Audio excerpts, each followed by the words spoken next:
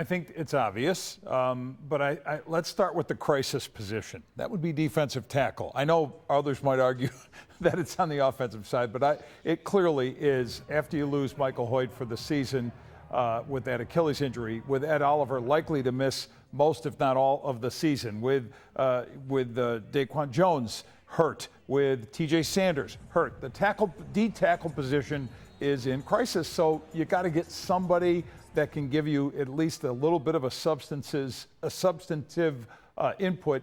And the problem, of course, being the salary cap. You can't spend too large to fit it in. The Bills have the least amount of space there. Wide receiver is still on the table as something that's needed, but I'm not sure where they can go with anybody that's going to make a bigger difference than what they already have. Reportedly, Taron Johnson getting a signing bonus, working some money around, restructuring, then clearing up 1.75. Could just be operating money, because when guys go on injured reserve, as Michael Hoyt did, you got to bring someone else on. That's kind of manipulating the cap in that capacity. Daquan Jones, it is positive. He is set to begin practicing once again this week. T.J. Sanders, one more week at least on injured reserve. So reinforcements on the interior of the defensive line potentially coming internally. That's why I'm more wide receiver. Although I fully admit here, there's no one that they can get that I think substantially changes things on that side of the ball.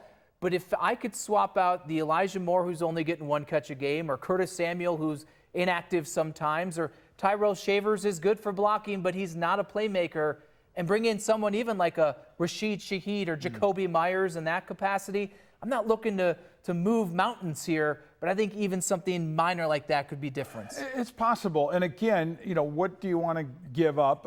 And there are other teams that are receiver desperate. The Bills aren't the only one. I know people live in this world, which we all do. It's okay, what is it about the Bills? We don't care about the rest of the NFL, except the rest of the NFL does impact a lot of these decisions of the player who may choose to not want to be part of that trade. And of course the team, depending on the player's level of experience, the player can have input on that. So look, I think Trader Beane is going to do something.